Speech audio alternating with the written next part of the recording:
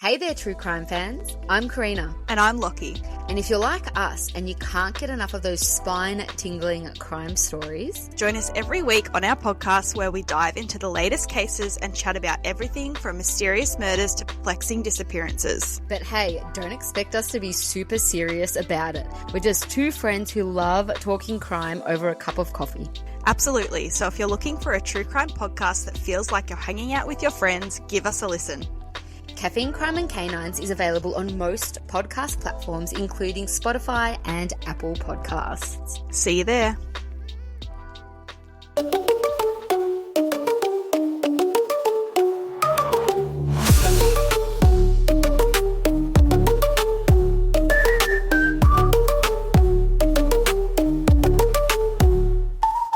Welcome to the What the Fuck Is That podcast, where we ask the age-old question of what the fuck is that? I'm your host, Jess. I'm Jen. And we are back with another sex cult. And they are all connected. They're all connected. Everything is connected. Like, it's that meme of the guy in front of the boards with all the string, and he's like, that's me. The way that you're so excited about this, it's a little concerning, to be honest. It's great because I realized that cults have like different waves of how they run, which we'll talk about later in the episode. But like, oh, it's so good. Oh gosh. Okay. So good. I'm so excited. I did a live stream while I was rewatching the documentary on this. How do you do multiple things at once? I was also writing notes and my God. Reading like 3 articles.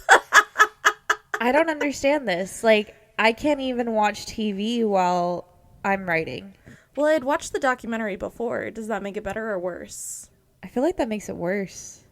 Yeah, so it was my second watch through of it's on Netflix if you haven't watched it. The one that I highly we watched? suggest it. Yeah, you and I watched it. It's called Orgasm Inc. Yeah.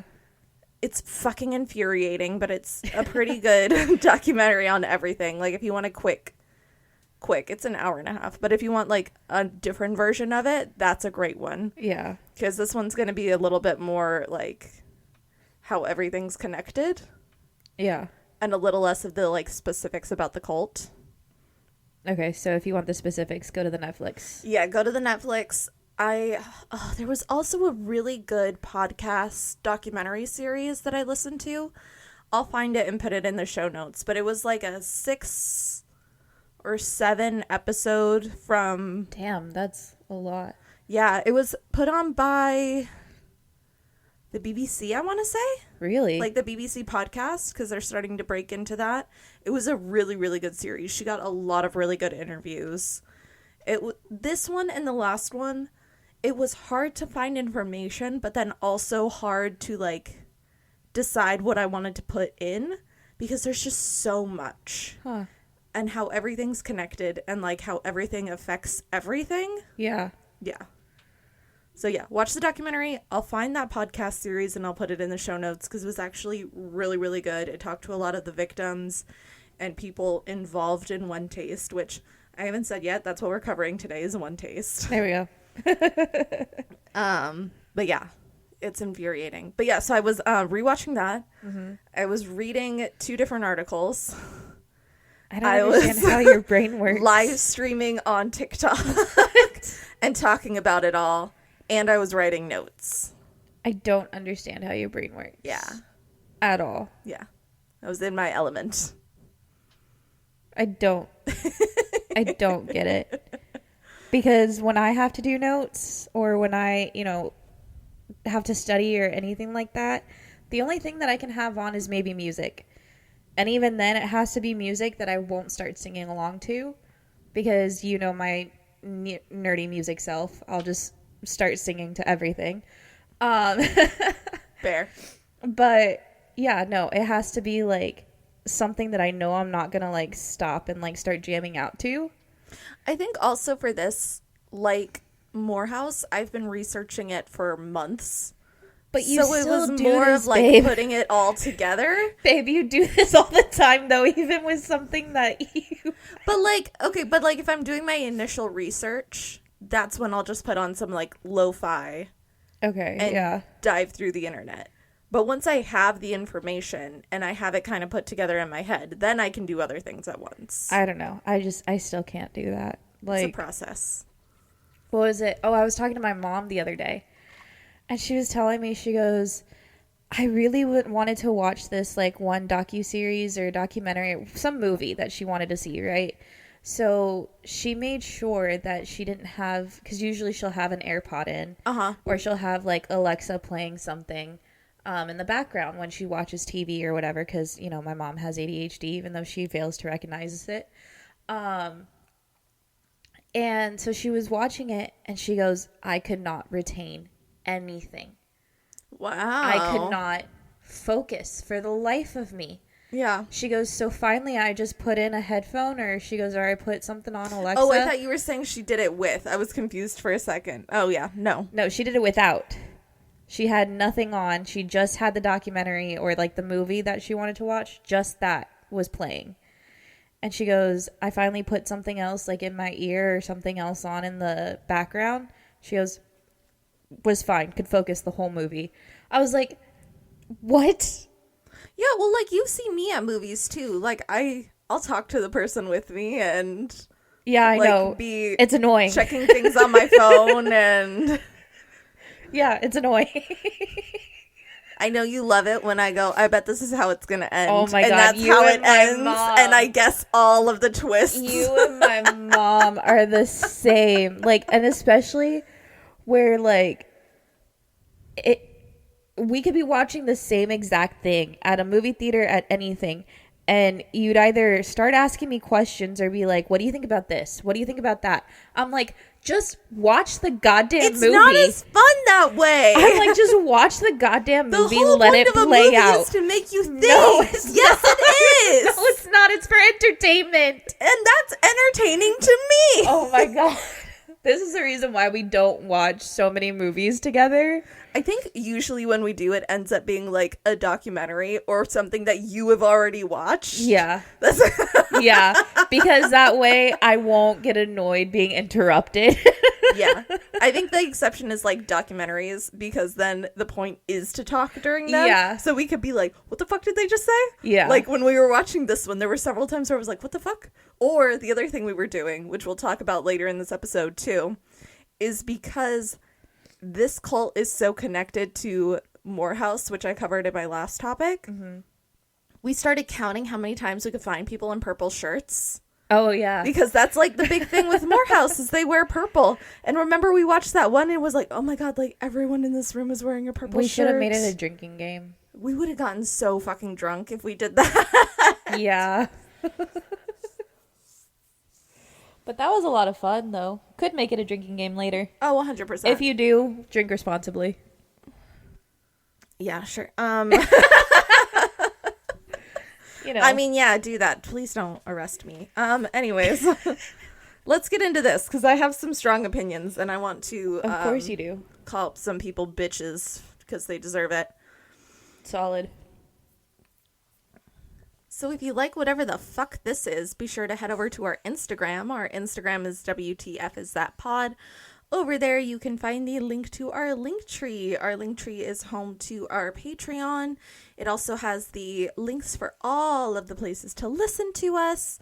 You can listen to us on pretty much all the places that you listen to podcasts. And you can also give us likes and reviews, which lets the podcast gods... Yeah, podcast gods know that we are cool and that you like us, and it finds other people who are cool and like us, and it lets them know that you like us, and it'll tell other people that they think that they would like us, and then it just helps us grow. But as always, the very best way to help us grow as a podcast is just by word of mouth. So, if you're going to a movie theater and you're watching a movie, because you know how, the new thing now is to base movies off of true crime or things that actually happen. So if you're going and then you're walking out and you just end up befriending somebody next to you, people do, and you're walking out and you're like, oh my God, I love this podcast called WTF is that pod, and we either we probably covered it, or you can be like, hey, we should send it in for them to cover, and then you made a new friend and we got a new listener and you gave us some topics, which you guys can always send in new topics, just BT dubs, and that just helps us us grow as a podcast and as a spooky collective. And with that, let's get into this week's episode. Woo. Hey, Jen. Hey, Jess. Have you ever heard of OneTaste? The fuck is OneTaste? Thank you for asking. I'd love to tell you. So, OneTaste was a quote-unquote sex and wellness organization started by a woman named Nicole Daedone. Okay. Quote unquote. Quote unquote. And we'll get into why it's a quote unquote, because let's be real, it's a cult, because I am a cult queen and I love cults. Obsessed with them. Yeah. I love them. They're so good. So the name OneTaste comes from a Buddhist saying that Nicole loves to take just like Buddhist and like the woo things. Okay. And turn them into her own things. Okay. So OneTaste, so the quote is, just as in the ocean there is but one taste, the taste of salt, so in this doctrine and discipline there is but one taste, the taste of freedom. Which, so okay. many times saying one taste. Which, but like, it's saying essentially like if you follow this doctrine and devote yourself to it, you will have essentially an eternal freedom. Yeah. Which, great. If that's what you're going to start out as, great. But it went downhill fucking fast. Oh, jeez. Okay. Oh, yeah. Okay. So let's get into it. Let's go. I'm ready. Yeah. Because this woman, she essentially wanted to start a religion and become like a god. Why? But what is easier to sell in this day and age? Religion or sex? Sex. Hell yeah. So she started it as a sex group. Remember how in the Morehouse episode it was really hard to find shit? Yeah. It's also really hard to find shit on Nicole in general. Why? What has she got to hide? Bitch, that's a great question. It's a great fucking question. I couldn't find what year she was born. I could find where she was born and where she went to school, and that was about it. And I don't trust, she talks a lot about her past in her lectures and that sort of thing. Uh-huh. I also just think she's a fucking liar and a narcissist. So I don't believe half of what she says as far as I can throw her unless I see it corroborated other places. I mean, aren't most cult leaders liars and narcissists? I mean, I feel like you kind of have to be. I feel like that's kind of the prerequisite. Probably, yeah. Because, I mean, you have to believe your own bullshit and lies if you're going to get other people to do it. Yeah. You have to embody the bullshit. Become one with the bullshit. Stupid. If I start a cult, that's going to be one of the mottos. Become one with the bullshit. I 100% believe it. I can see it. Which we'll get back to Om. This is a big part of this is oming. We'll get into it. So just to talk about the little that I fucking know about Nicole, she was born in Los Gatos. Okay. That's all I got. Okay. Yeah. Know nothing about her mom. Not a thing. No one mentions it anywhere. No one talks about it. Her father is talked about, though. Okay. Her father was homeless quite often with Nicole. Oh. Yeah, just around. And he is in jail for 52 counts of child rape and molestation. Oh. And she does not find him a bad person, which is how we're gonna fucking start this shit off. Oh. Mm-hmm. Yeah. Shit gets rapey real fast. Shit gets real rapey real fast. Okay. I don't understand how you are going to say, yeah, my father has 52 counts of child rape and molestation. He's a good guy, though. No, he's not. Nicole, that's like the definition of a bad guy. So this is how we're starting off. Wow. Okay. Yeah, that's her mentality. We're going in with that being her mentality. That's so concerning. Very. Extremely. One would say a little too concerning. I also can't find exactly when OneTaste started. Okay. I know it started to get attention around 2007. Okay, so possibly like early 90s. I'd say it probably 80s. started around maybe like a year or two before that. It came into conception, maybe. Really? Because she started it with this other guy. Okay. And I don't really talk about him because doesn't really feel involved. Okay. It just seems like another guy that Nicole used for money to finance this project. Interesting. Okay. Yeah, she does that a lot. She's really good at using people. Cult leader isn't. Yeah. Yeah. She did a TED Talk in 2012 where she talked about orgasmic meditation or oming. So this is not really a new idea, but Nicole brands it in a way that is. Because she was hitting that new wave of sex and feminism and taking back your body and your sexuality just at the right time. Like, this TED Talk came out in 2012. I'd say 2010 is when that era really started to pick up. Yeah. So essentially what oming is I don't usually put like, hey, don't listen with your kids. Like, hey, maybe like don't listen with your kids for the rest of this. Yeah, just maybe BT don't. dubs. So essentially what oming is stroking a woman's clitoris in a specific way in a specific area, which they have like demonstrations of and like manuals on how to do it. So stroking a woman's clitoris in a certain way to get her to a specific orgasmic state. Okay. To help her like reach another plane. Okay. Yeah, it's interesting. So it's essentially a way to allow rich men who can't get pussy to be able to touch pussy. Okay. Which is insane because it started off as being all for women, women empowerment, like this is us taking back our body and orgasms. And it divulges into this series of rape and abuse culture for women. Interesting. It's insane. You'll see by the end. The way the documentary does it is really good because you can see the decline happening. It's fucking insane. By 2017, they had made $12 million. Whoa. Because these courses were fucking expensive. $12 million. Yeah. And I'll get to it in a little bit, but their tactics on getting people to join were insane. Oh, gosh. I can only imagine.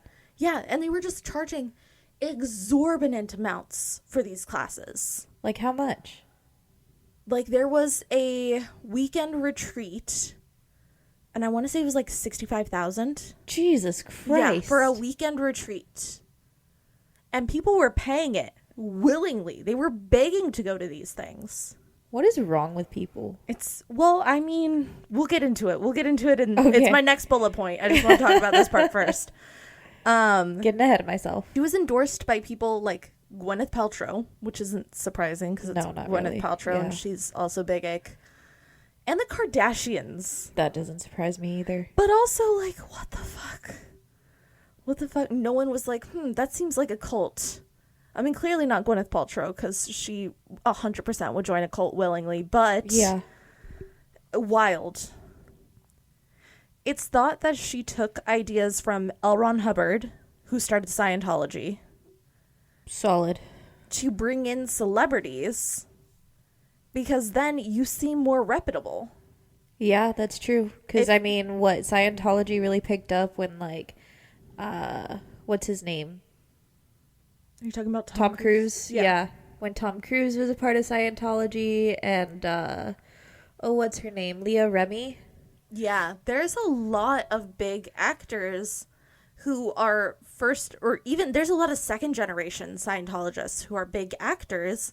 Nicole Kidman, when she talked about getting out. Yeah. Yeah, and that's why Scientology does so good, because it pulls in these big people and it makes it seem like more of a reputable source, because these people who are revered are going through. Here's where we also get into the Morehouse of it all, because for a time, Nicole was being taught by Vic Berenko. Interesting. Yeah. Interesting. It's like, huh, that's suspicious. A little. That's weird. I don't know if this is 100% true or not, but I did read several times that she was being taught by him for 17 years. Ew. 17 years. That's a long ass time. I also read at another spot that she was meant to stay on the commune after his passing, and she thought that she was going to take over after his passing, not Cindy.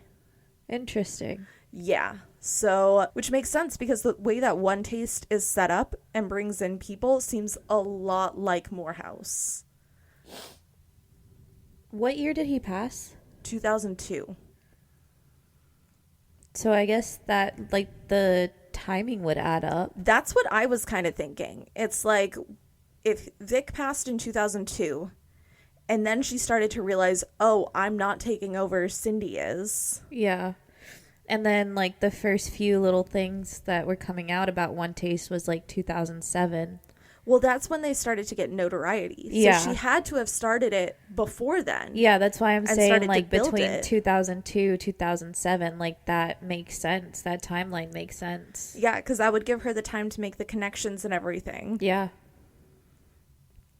But at the same time, while she was at the Morehouse, is probably where she met a name that we covered at the Morehouse, Reese Jones, who, if you need a refresher, is said that he funded Morehouse because he's like this rich tech guy. Yep. Funded Morehouse. He's in the fucking Orgasm Inc. documentary. Yep. Several times. Jessica freaked out when she first saw him. I lost my goddamn mind. I knew that he was associated with Morehouse because he may or may not have funded the group. Right. And then he just suddenly appeared on the documentary and I was like, oh shit, I bet he's also funding her. Probably, yeah. Yeah. I wouldn't be fucking surprised. Yeah. Because he's like, they're macking on each other. Yeah, I was going to say, he's probably funding her and fucking her. Probably both. Yeah. But yeah, I was like, holy shit. And it's one of those things where it's like, I want to talk to him. I want to talk to him so bad. Literally all you were talking about before we started recording. I don't want to talk to anyone who is in OneTaste. I don't really want to talk to anyone who's in Morehouse. I literally just want to talk to Reese Jones because it is fucking wild to me that his name keeps coming up over and over and over and over. I'm like, dude. Yeah. What are you getting yourself into? It's suspicious. Because then his LinkedIn says he started all these tech things and now he's into psychology and theology. I'm like, even if we don't talk about any of this, I want to know how your brain works.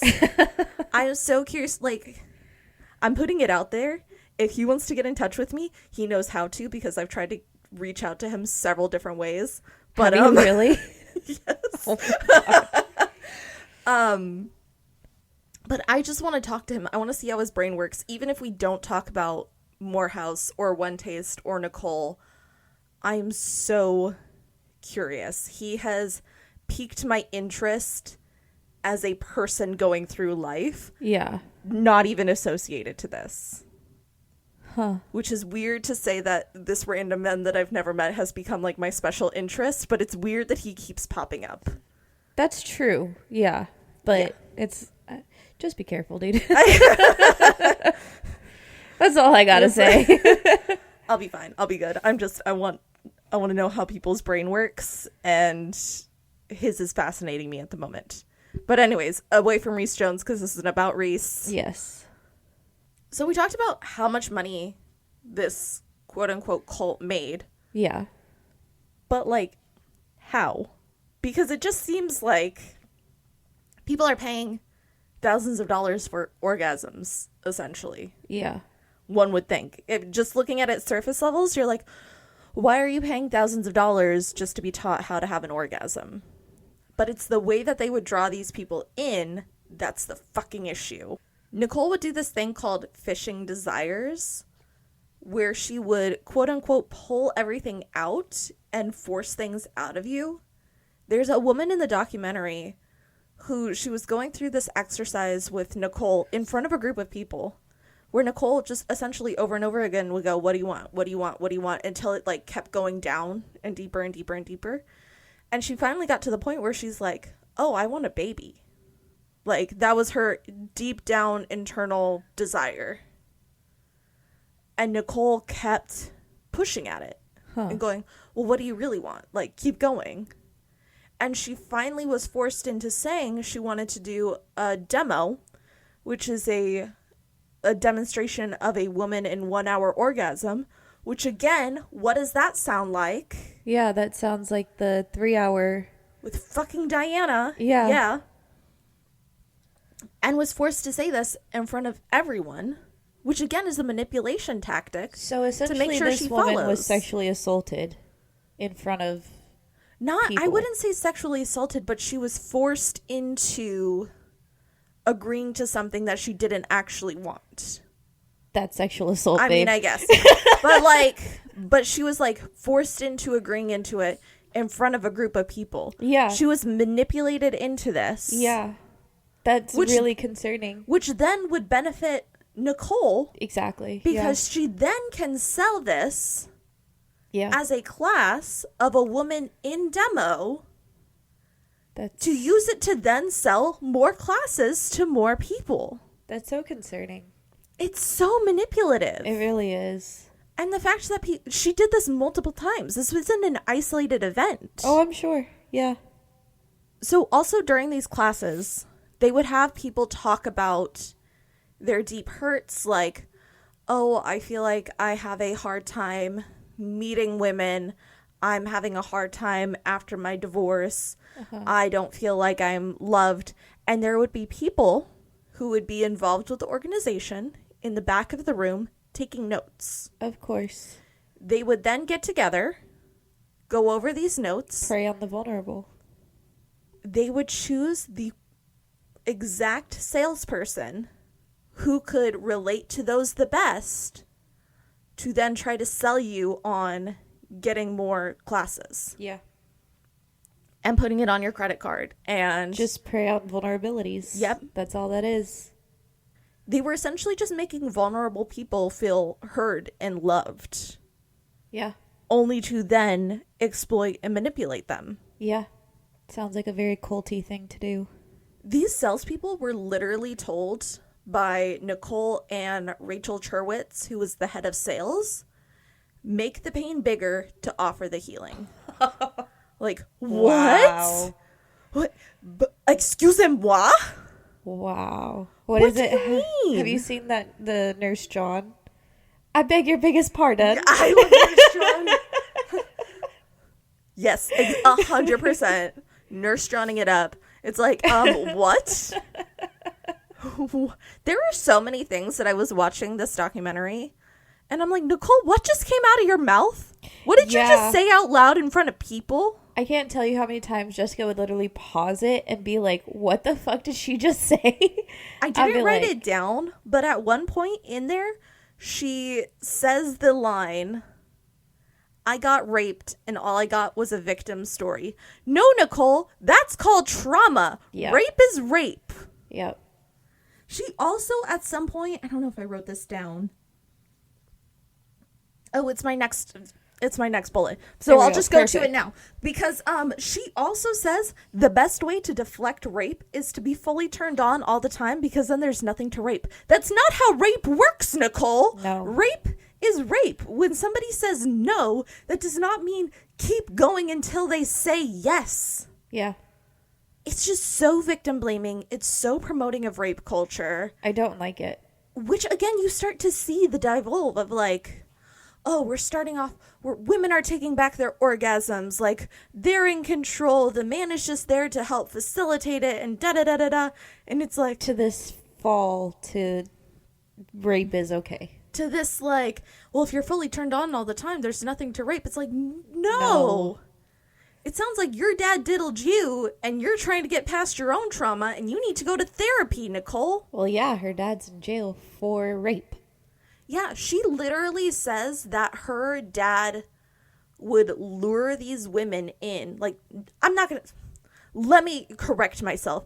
Her dad would lure these children in with her. Gross. To then rape them. It's like, oh, so you facilitated rape as a child? Yep. Rape is rape, period.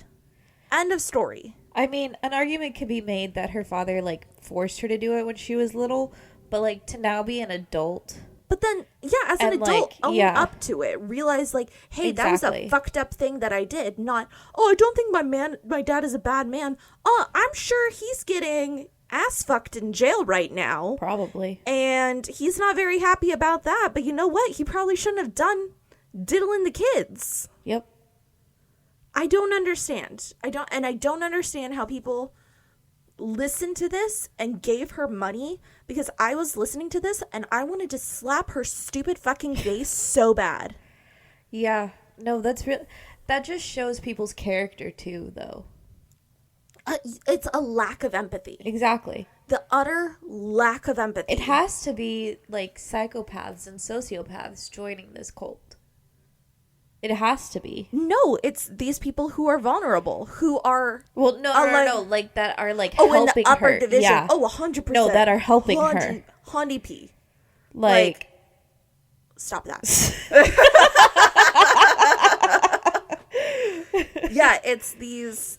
And they're... These upper people who are higher up, like the salespeople, the CEOs, they're highly functioning people. Yeah.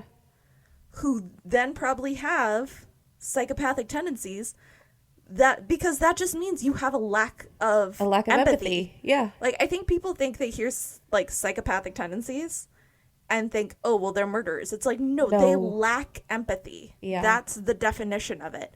And clearly, if they are supporting this after, and it's not just a one time that she said it, there were multiple clips where she was promoting rape culture.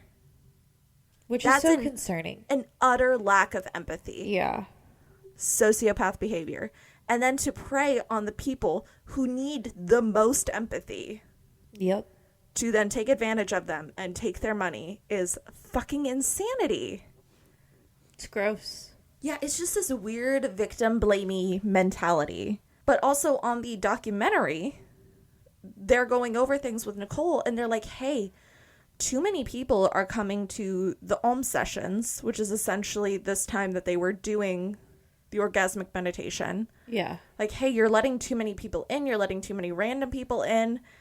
And she just continued to deflect on like, oh no, it's necessary for this many people to be there and da-da-da-da-da. It's like, you're not listening to the people who are actually attending the events saying, hey, we need you, the person who's supposed to be running this, to be at the events more.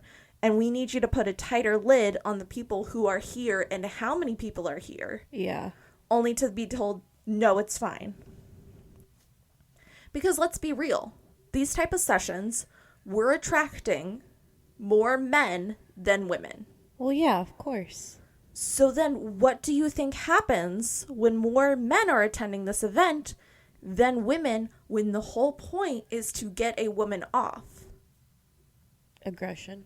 Well, that too. But so these women were getting, like, during these Om sessions, going through this with like 3 or 4 different men. Yeah. It wouldn't just be one. The whole point was to be one-on-one. Yeah. They were going through multiple men. Because then that's where Nicole is making the money. Yeah. Is having these wealthy tech men come in and buy these courses where they can touch a woman and be made to feel seen and loved and heard. Yeah. It was all greed. Yeah. She just wanted to keep making more and more money. Mm-hmm. Because let's be real, it's safer than hiring a hooker. Yeah. Like, if you're looking at it from the man's side, this is safer than hiring a hooker. And technically it's legal. Technically it's legal because everyone there is a consenting adult. Consenting quote-unquote adult. Yeah. Just because you manipulate somebody into consent does not count as consent. Exactly. So like I said at the beginning, Nicole didn't want to sell sex. She wanted to sell a religion. So weird. Because at some point she creates this whole priest ceremony. and it becomes like the priests of oming, and they described it as the sexy Illuminati. I was like, that's great. I'm like, I don't know how I'm going to tie this part in, but I want to say the words sexy Illuminati because it's fucking funny. It's weird. It's so weird. It is. But it also reminds me of her mentor. Yeah. Again, trying to sell the things that will work. Yep. And let's be real, sex sells. Yep. It does. So, like, to touch back on Vic, Nicole was essentially also doing indentured servitude. Yeah. Because what she was doing was she was getting these people in. I can't remember the gentleman's name. He's on the documentary. Yeah. But they were getting these people in to take the classes. They were then going, oh my gosh, it would be so great to have you work with us. Yeah. Have them work there. Have them live in like a commune essentially. Yeah. And then if they would complain about not being paid for the work that they were doing, they were essentially told that they were ungrateful and weren't a team player and didn't want to help. Yeah. That's indentured servitude. Yep. If you are having somebody work for you and they are paying you for the privilege to work for them, yeah. It's what Vic was doing with the renovating the houses. They were paying to live there. Yeah. And renovating out of their own pocket. Yeah, exactly. And also doing things for Vic.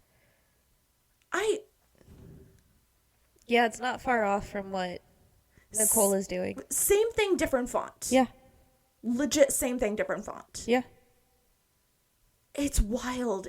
There are so many things where she just went, copy, paste, add a little girly pop to it. Copy, paste, add a little girly pop to it. Like, girly pop? That's the best way I can describe it. Like, she puts that little, like, feminine flair on it. Yeah. Just so that way it seems a little less icky. Because let's be real. As gross as it is to say, if it's a woman doing it or a man doing it, which feels ickier? A man doing it. Exactly. They're both extremely icky. Yeah. But you're going to notice it quicker when a man's doing it versus when a woman's doing it. Oh, yeah. Sorry, I forgot to breathe. You're good. You should probably remember to do that. I'm just really into this, okay, man? It's a lot. Employees were also told to go fuck their problems out. Of course they were. So there's a story. It's the same guy that I was talking about earlier. He was having an issue with one of these coworkers, and they were essentially sent home from work and told they were not allowed to come back until they had sex and were no longer annoyed with each other. That's so gross. Yeah. Could you imagine being told that you have to go sleep with someone from your job because you could not get along with them? Yeah, like imagine that just like odious person who like won't wipe down the microwave or like won't take their Keurig pods out of the Keurig and being told after being so annoyed with them, hey, go sleep with them. Yeah. No, I'm going to murder them. I'm going to kill them. Could you imagine that? Like, oh God, I would, no, absolutely not. And just being told to go sleep with someone in general is a problem. I'm pretty sure it's illegal, isn't it? Yeah, that's why she's being tracked down by the FBI. I'm pretty sure that's illegal. That's why she's being sued on several fronts. Sounds about right. There's also the fact that they were being told to sleep with customers to bring them in. No. They were being told, like, hey, we need you to go out and, like, show this one guy a good time so then he'll pay for it. So she was a madam. She was essentially doing human trafficking. Yeah. Yeah. It's bad, like, and it was called let's see. It was called no value judgment, which again, another way to promote rape culture. What? And they had this thing where it's like, let your beast out. Ew. Essentially being like, hey, a man has like this beast inside him that needs a woman to like tame it and da-da-da-da-da. It's like, that sounds so gross. No. Like, also, I get like, instinctual primal inside people. That does not mean that rape is okay. That sounds so gross. It doesn't mean that you don't get to take a no. Yeah. It just, like I said, it sounds so gross. I don't know if it's just because I personally don't want to sleep with men. You know?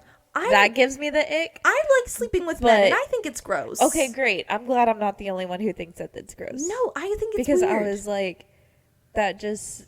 Because, I mean, don't get me wrong. Like, I can understand, like, that primeval, like, instinct, like you said. Like, you know, people role play like that.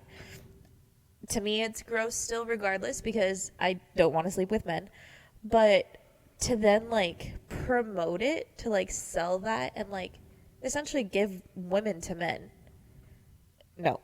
Yeah, and it's not even like you can play it off as a kink thing, because I think I've been very vocal on this podcast. Yeah. I'm very involved in kink. I'm very fascinated by it. But there is a thing in kink where it's like consent is the most important thing. Yeah. If you don't have consent, it's not kink, it's rape. Yeah.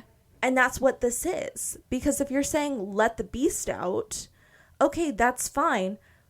But are we letting it out to allow that person to be raped? Or are we letting it out in a consensual way? Because what you're saying is not a consensual way. No. But then if they then have this mentality of, oh, you need to be turned on all the time and it's not rape. It's like, whoa. Let's take a step back there, big shot. It's still rape. It's still rape. It's still rape. Just because you call it a different name doesn't make it not a cat. Yeah. No. Still rape. Still gross.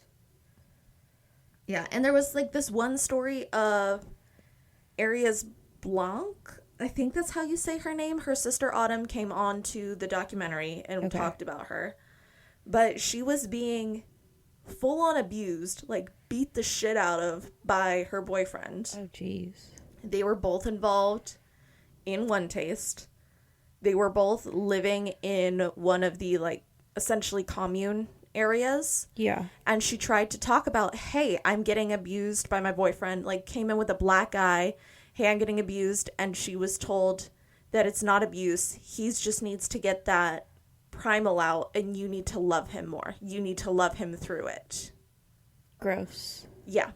I don't like that. She was also then forced essentially to do this sex work where she was sent out with potential clients to sleep with them, which in turn, then if you have a jealous boyfriend and you're forced to go out and do this and you come back, then you're going to get abused trifold. Yeah.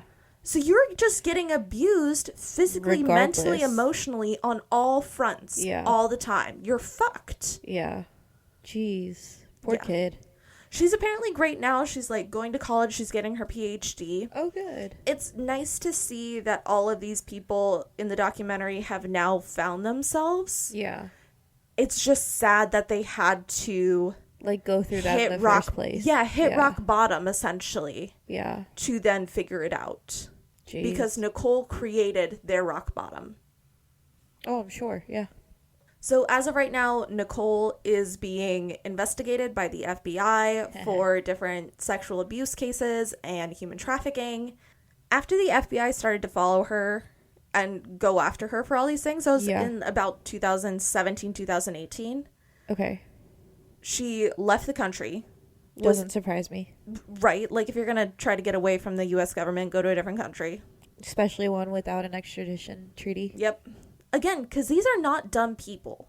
Yeah. You cannot do this type of shit and be a dumb person. And I mean, I'm sure she's been embezzling and like having offshore accounts and like. She has millions. Yeah. I was like, I'm sure she's going to be able to figure out how to get money somehow, some way. She has millions, and I'm sure she has no issues figuring out who she has to fuck to get more. Oh, yeah. So now she apparently is living on another quote-unquote sex and wellness estate called The Land. The Land. The land is owned by her old employees. Wow. Mm-hmm. Again, this is all public knowledge. All you have to do is go onto their LinkedIn. If that's not manipulation. Yeah, because I went on to the OneTaste LinkedIn. Yeah. And essentially all of those people now are a part of the land. Wow. It's like, what? Okay, so now we're going to keep an eye on that to see how that goes, I guess. But it just yet again shows that Vic Barenko and the Morehouse are tied to so much. That's interesting. And I didn't even cover them all. I didn't deep dive in them just because OneTaste and Morehouse was such a deep dive. There are so fucking many sex and wellness gurus and programs and things that tie themselves back to Vic Barenko and the Lafayette Morehouse, and no one knows anything about either. That's so weird. But yet again, they come up in research. I learned this from Morehouse. I learned this from Morehouse. It's like, what do you mean?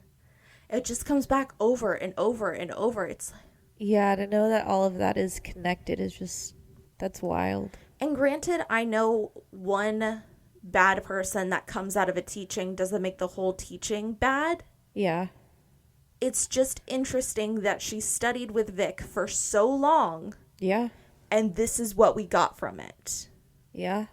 It sounds like she was trying to do the same thing, but was just way less careful about it. Pretty much, yeah. She let it get too big. Yeah, she let greed get the best of her. Yep, she let it get too big, and instead of... I think if she had actually listened to her people and, like, did try to contain it, things like that, like, I feel like it might still be up and running, to be quite honest. Yeah, if she got her ego in check, yeah, it very well could have been. And so it is technically still running. They have virtual and online things. It's not running the same way it was before. It's now called the Institute of Om. Okay. But her and Rachel, who was the head of sales, are not involved in it at all. Yeah.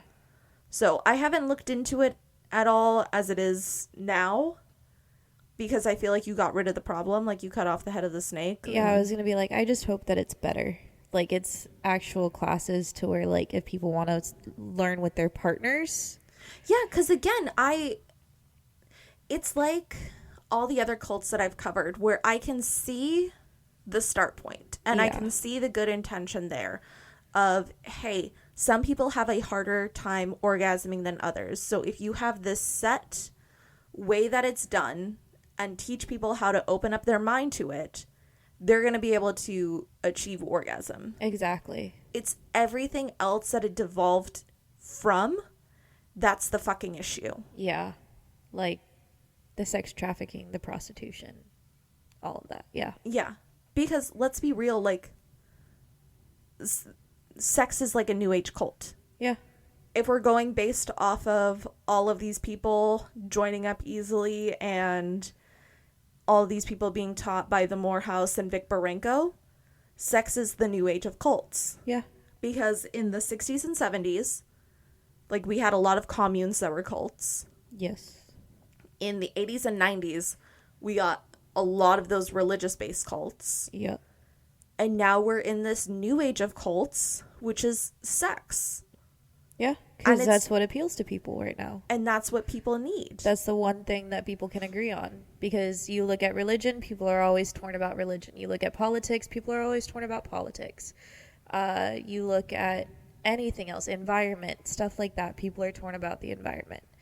But you come about sex, I was like, oh, everybody loves sex. And we're also in this age of, like, post-social media where people are posting glamorized versions of their life all the time. Oh, yeah. Like, beach bikinis and just high sex all the time. So people who have issues in that department then are made to feel inadequate. So you open this door up, like, alming. Yeah. And told, hey, I have a way to help you feel seen and heard and reach this thing that you think is unobtainable. Yeah, people are going to join that in a second. And they're going to believe everything you have to say because you helped them achieve what they thought was unobtainable. Yeah, of course. It's that whole manipulation of going, hey, what do people need right now? What are they missing? That vulnerability right there. Yeah. Just preying on it. Yeah. Yeah, so that was Nicole Daedone. The fact that all the sex and wellness people are connected and connected to Morehouse. Fun. And OneTaste. Well, that was a fun topic. It was a lot. It was. When I say this has been my special interest for months. Months and months. Literal months. Like almost a year. And Reese Jones, I just want to talk. I just want to talk. I just want to talk to him, okay? Oh, gosh. You're so dumb. I'm so curious. I don't even want to talk about this. I just want to see how his brain works. You're so weird. All right, ready for a spooky fact? No, but I just forced you to talk about sex and orgasm for this long, so I guess I have it coming. Yeah. Yeah, you did. It's also just fun to make Jen uncomfortable. It's my favorite thing to do. Whatever, asshole. All right, you ready? Now it's time for me to make you uncomfortable. No, I mean, but go ahead. All right, do we want tumors, snot, or cerebral spinal fluid? Every time you give me options, I'm like, oh, how sweet. And then it's like snot is one of them, which is one of my least favorite things. Yeah. So I guess spinal fluid, I've already had an issue with that before, so. All right, great. So we need a little anatomy lesson for this, okay? So your brain's in your cranium, right? In your skull. I got that. Yes, yeah. That one I did actually know, surprisingly. Okay, great. There's fluid that is filled within the spaces of your skull and brain. Mm-hmm. I hear it sloshing around sometimes, yes. Well, yeah, there's nothing up there sometimes, so... Just kidding. So basically, if we didn't have that, like, your brain would just be, like, smushed on the bottom of your skull. Ew. Right? The visual that I just got in my head of that was big yuccas. Stop saying that word.